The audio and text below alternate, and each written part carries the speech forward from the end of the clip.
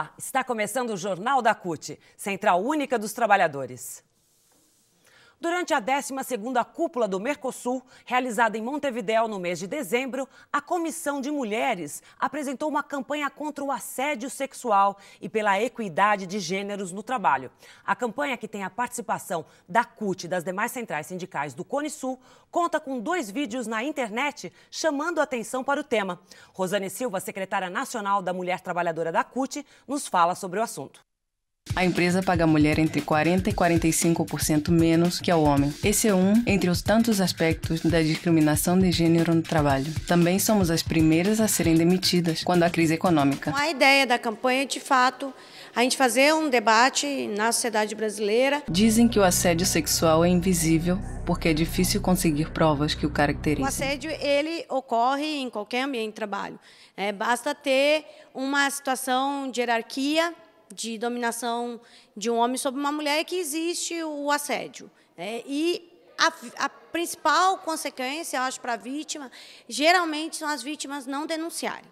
As vítimas, primeiro, muitas vezes as mulheres se sentem culpadas por elas ter provocado esse assédio, como se elas fossem a culpada de ter provocado assédio, porque muitas vezes porque ela usou uma roupa mais curta, uma roupa mais decotada, ou porque ela poderia ter tido um gesto que insinuasse essa possibilidade do outro vir e tentar assediá-la, ou assediá-la. Então, geralmente, a principal consequência é a culpa que a vítima acaba carregando consigo.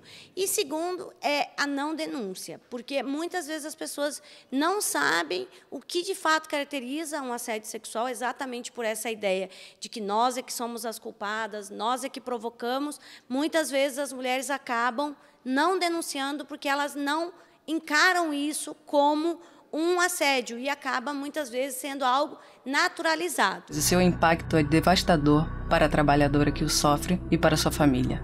A legislação e as políticas públicas são ineficazes para protegê-las, e muitas denúncias são recebidas por pessoas que não estão capacitadas.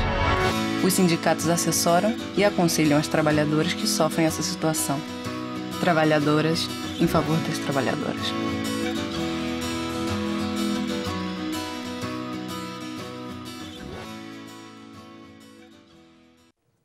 Uma série de outros eventos foram anunciados no decorrer do Fórum Social Temático, que aconteceu entre os dias 24 e 29 de janeiro em Porto Alegre e região.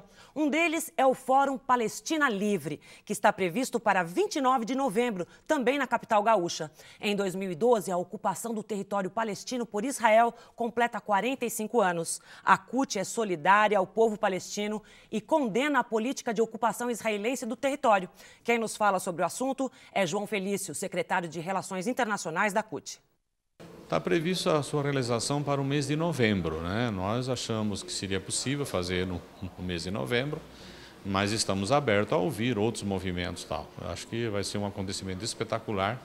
Acho que nós estamos num momento na sociedade hoje de profundo respeito à necessidade da organização do povo palestino.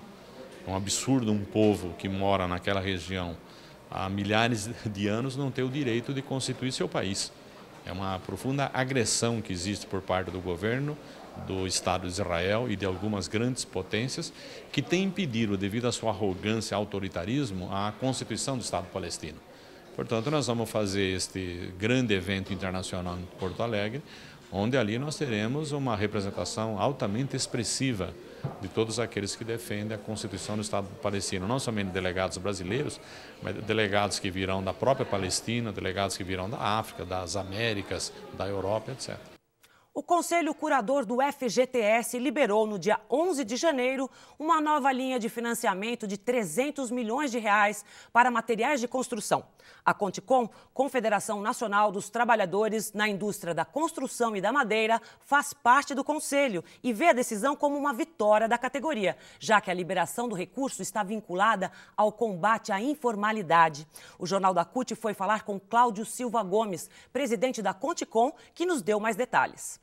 Hoje nós temos aí praticamente uma aprovação nessa última reunião do Conselho de uma nova linha de financiamento com recursos do FGTS, que é a linha de financiamento de materiais de construção. né, que vai possibilitar aos trabalhadores que têm conta no Fundo de Garantia acessar o recurso para reformas, aquisição de material de construção para pequenas obras. Isso não é já uma grande para construção em si ou para uma obra de porte, mas para pequenas reformas. E isso, de certa forma, ela tem um aspecto positivo, porque possibilita um aquecimento do setor, principalmente nessa área de reforma, e favorece também aquele trabalhador que trabalha ali hoje, o pequeno empreendedor individual, ou profissional autônomo. Por que eu digo isso? Porque, de certa forma, a preocupação que nós tínhamos quando foi a aprovação dessa linha de crédito é que ela pudesse favorecer a informalidade. E por ação nossa, enquanto representação dos trabalhadores da indústria da construção, nós fizemos com que nessa linha constasse a necessidade da utilização da mão de obra formalizada. Ou seja, para acessar esse recurso, o tomador do recurso tem que comprovar que ele vai utilizar de mão de obra regularizada. Hoje nós estamos reformulando a Resolução 460, que é aquela que dá a diretriz das aplicações do FGTS. A nossa participação também nessa reformulação é que constem mecanismos da necessidade da formalização da relação de trabalho e que também haja mecanismo de controle e fiscalização para que as empresas tomadoras desses recursos não pratiquem a relação de trabalho precária, para que não contratem trabalhadores sem registro em carteira de trabalho. Ou seja, a nossa atuação no Conselho é basicamente para preservar a relação de trabalho formal e para que o trabalhador não esteja sujeito a um trabalho degradante.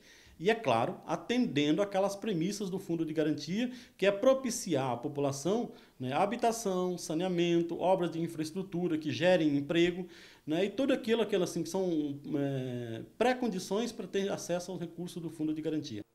A discussão sobre o fator previdenciário continua na pauta da CUT em 2012. Representantes da Central se reuniram com o governo no fim de 2011 em uma comissão especial para discutir formas alternativas ao fator. O secretário-geral da CUT, Quintino Severo, fala sobre o andamento na questão e quais são os próximos passos. Primeiro que estamos iniciando mais um ano, entretanto, os desafios ainda são os desafios do ano passado. E esse tema do fator previdenciário é um dos grandes desafios que nós, da CUT, estamos trazendo novamente em 2012 e queremos, esse ano, avançar nessa perspectiva. O que parou no ano passado, na verdade, foi no debate ainda em relação a qual seria a alternativa para substituir o fator previdenciário. O governo insiste na tese de que é necessário criar um outro mecanismo para que seja substituído o fator previdenciário por um outro mecanismo. É verdade que a CUT tem uma posição muito clara e muito firme de que nós não aceitamos e não aceitaremos qualquer tipo de substituição, especialmente pela a idade mínima, que é uma das propostas que foi ventiladas por setores do governo. Então, portanto, a CUT tem uma decisão clara de que nós não aceitamos substituir o fator previdenciário por idade mínima. Seria piorar mais ainda as condições para os trabalhadores, especialmente aqueles que começam cedo no mercado de trabalho, que é a grande maioria da classe trabalhadora brasileira, começa muito cedo, portanto, teria que ficar muito tempo exposto ao local de trabalho para poder se aposentar. Então, portanto, essa é uma das questões que, para nós, tem já uma decisão muito clara, muito firme da nossa central. Segundo, que nós queremos retomar agora, então, em 2012, essa pauta com o governo, na expectativa de que ela avance tanto no Congresso como no Executivo, uma vez que hoje se encontra a proposta vetada pelo Executivo e, portanto, cabe ao Congresso retomar esse debate e buscar alternativas. Agora, sabemos também que é uma alternativa combinada, tanto com o Executivo quanto com o Legislativo. Lançado no final do ano passado, o livro A Privataria Tucana, de Amaury Ribeiro Júnior, teve os 15 mil exemplares de sua primeira edição esgotados em um só dia, graças à divulgação maciça através das mídias alternativas. A obra, que revela irregularidades nos processos das privatizações durante o governo de Fernando Henrique Cardoso, já mostrou seus impactos concretos em Brasília. No dia 13 de dezembro, chegou à Câmara dos Deputados um pedido de abertura de CPI para apurar os supostos casos de lavagem de dinheiro denunciados pelo livro. O relator da chamada CPI da privataria, deputado federal Protógenes Queiroz, falou ao Jornal da CUT. Confira. O livro do Amaury Ribeiro Júnior, A Privataria Tucana, que não é um simples livro, é um documento histórico de fatos e indícios criminosos de fraude no mercado financeiro que envolveram as privatizações na década de 90 no Brasil. Então, coube a estrutura do Estado dar uma resposta a esse documento desse jornalista. Ou seja, ficaríamos inertes, ficaríamos omissos desse debate que a população acabou de conhecer, que são graves os fatos ali trazidos ao conhecimento do público em geral. Então, nós, a partir desse documento, nós propomos na Câmara dos Deputados a abertura de uma comissão parlamentar de inquérito para investigar as privatizações no Brasil, a partir da década de 90, naquele período do governo do Fernando Henrique Cardoso, que houve muitas contradições, ou seja, se entregaram todas as riquezas nacionais, bens e serviços da União, ou seja, entregamos a Vale do Rio Doce, entregamos a nossa Companhia Siderúrgica Nacional a um preço que o brasileiro, o trabalhador e a trabalhadora não viu o resultado desse dinheiro. Foi nos prometidos que, vendendo essas riquezas, que ao compartilharmos essas riquezas com as multinacionais, com o capital internacional, esse mesmo capital internacional seria um fio indutor ou financiador das políticas públicas nas áreas mais caras para nós, que é educação, saúde, segurança pública. E o que nós presenciamos foi que, nesse período, o dinheiro desapareceu. E aí eu faço uma pergunta a quem nos assiste: piorou ou melhorou a área da educação, da saúde e da segurança pública? Piorou tudo, né? E o dinheiro sumiu. Então, chegou a hora de nós agora oportunizarmos esse debate, que é um debate, é uma pauta que a política brasileira sempre trouxe à tona, e de que se comprometia a discutir isso dentro do Parlamento brasileiro, dentro do Congresso Nacional, e nunca nós tivemos oportunidade política e a chance de fazer esse debate. Uma comissão parlamentar de inquérito de uma característica diferente no histórico da Câmara dos Deputados. Ela contém assinaturas de 206 deputados ao total, até agora já confirmaram um número acima, que é de 171, foram confirmados 185 assinaturas, mas durante o próprio recesso da Câmara tive notícia que vários deputados, mesmo muito embora já tenham perdido o prazo de assinar, manifestando o seu apoio por meio de ofício à abertura da CPI, ou seja, de uma forma indireta ele também integra, então já tem um número elevado de parlamentares, e que é o mais importante, ela nasce com uma característica diferente das outras, que nasce com a assinatura de todos os deputados de todos os partidos, ou seja, tanto da base aliada do governo quanto da oposição. Até a oposição quer saber o que houve nesse processo de privatização na década de 90. O deputado participou ao lado do secretário nacional de Políticas Sociais da CUT, Expedito Solaney, do programa A Gente Discute. O tema do programa é a militarização do Estado e o episódio na comunidade Pinheirinho, em São José dos Campos. Você pode assistir ao programa aqui mesmo, no site da TV CUT. E hoje, 2 de fevereiro, a CUT e Coordenação dos Movimentos Sociais, CMS, participam junto com outras centrais de uma manifestação em solidariedade às famílias do Pinheirinho na Praça Afonso Pena, em São José dos Campos. Nossa reportagem está lá e você vê a cobertura na próxima edição do Jornal da CUT. Chega ao fim a greve dos vigilantes no Distrito Federal. Após 4 dias de paralisação, os trabalhadores conquistaram nesta segunda-feira, dia 30, o reajuste salarial de 20%.